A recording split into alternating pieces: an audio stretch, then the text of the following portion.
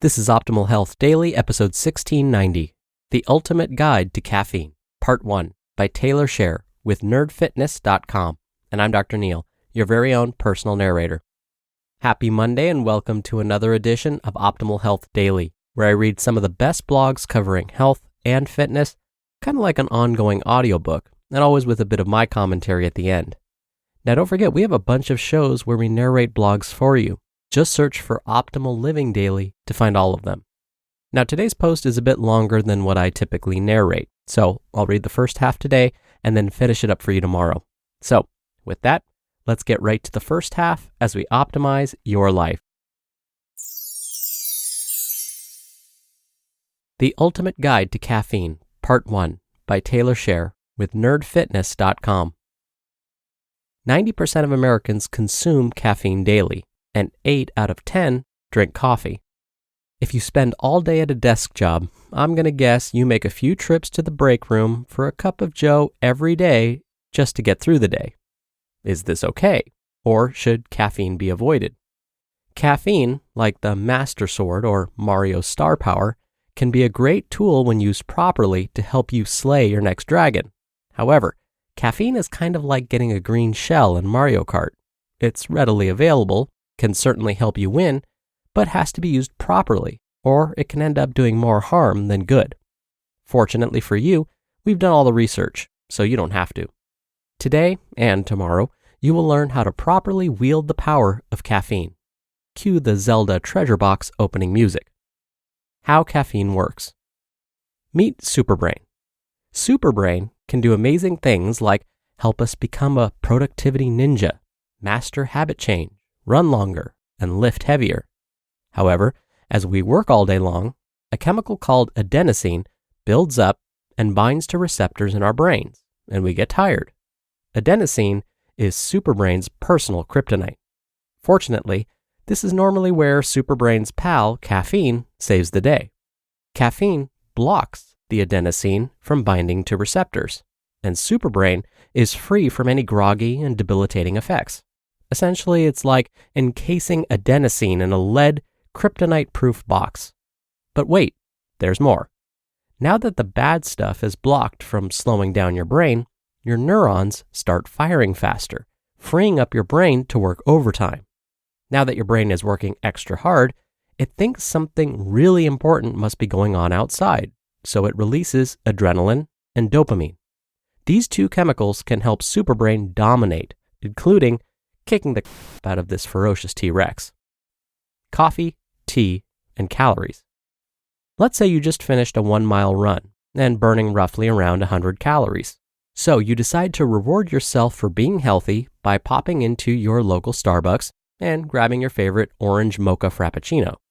Unfortunately, you just consumed 500 calories after burning only 100, which means after pushing hard to run a mile and then sipping on a cool drink, you're now 400 calories worse off than if you had decided to just sit on the couch and skip the drink.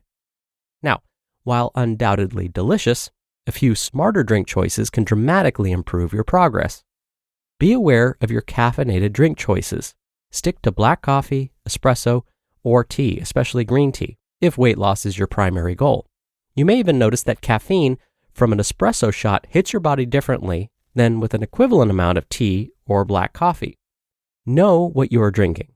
A few hundred calories of espresso and milk are very different than chocolate syrup and flavoring. Not all calories are created equal.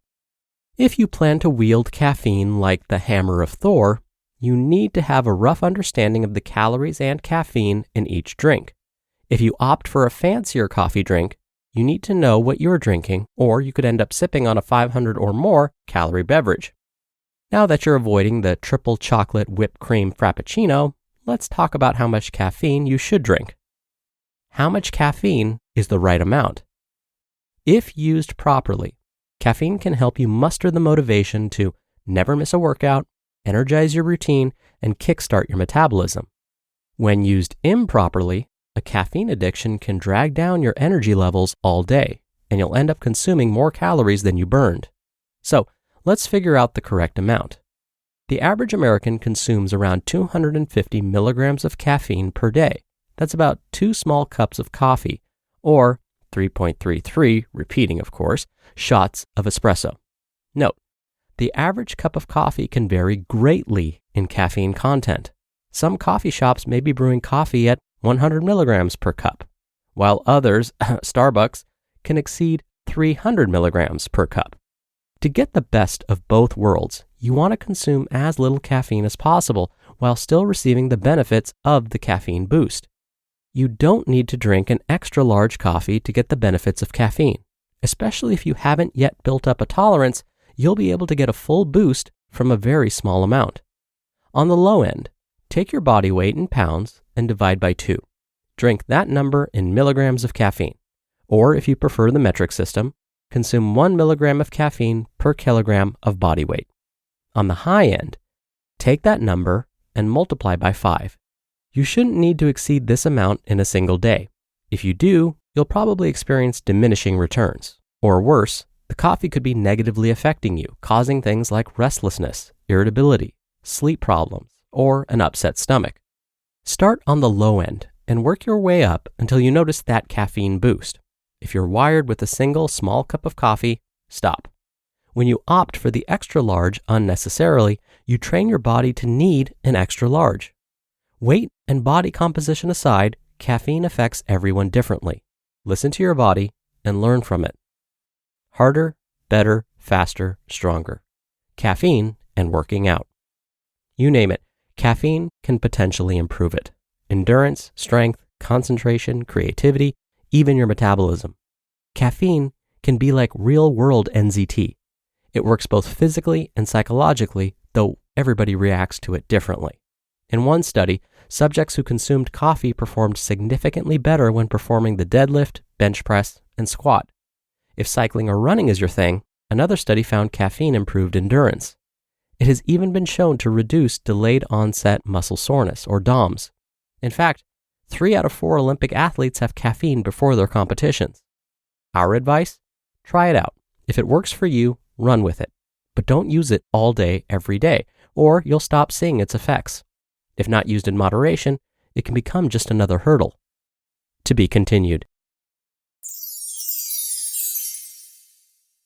You just listened to part 1 of the post titled, The Ultimate Guide to Caffeine by Taylor Scher with nerdfitness.com. How are you today? Really? Go on. Have a think. Take a minute. If you're feeling hyper or tired or annoyed or just meh, it's time to connect with your feelings by starting your mental health journey with Headspace. We all say fine when we don't mean it. Fine isn't really an emotion, is it? How many times have you told yourself you're fine when all you've really felt is anger or sadness or nerves? Headspace is scientifically proven to help you manage your feelings and your mental health. In fact, a recent study showed in just 2 weeks, Headspace can reduce your stress by 14%. Whenever I'm not feeling my best, I love using Headspace's appreciation course. I instantly feel happier about what matters in my life, and it's perfect to help me fall asleep faster. However you're feeling, try Headspace at headspace.com/OHD and get 1 month free of their entire mindfulness library. This is the best Headspace offer available, so go to headspace.com/OHD today. Headspace.com/OHD. Dr. Neil here for my commentary. Today's article included a nice guideline when determining how much caffeine may be too much.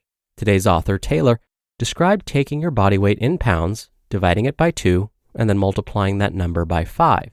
This would be the maximum number of milligrams of caffeine that you should consume each day. If you're using the metric system, just multiply your body weight in kilograms by 5 to get the maximum amount of caffeine you should consume each day. Now again, this is a general guideline. Some people will respond to caffeine's effects even after just a couple hundred milligrams. The most recent dietary guidelines for Americans say that most healthy adults should not consume more than 400 milligrams of caffeine each day, which would be like a Starbucks Grande medium roast coffee. But for those that are pregnant, for example, they'll want to consult with their doctors before consuming any caffeine.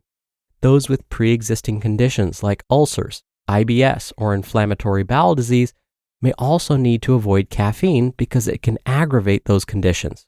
So, know your body. All right, that'll do it for today. Thank you so much for listening.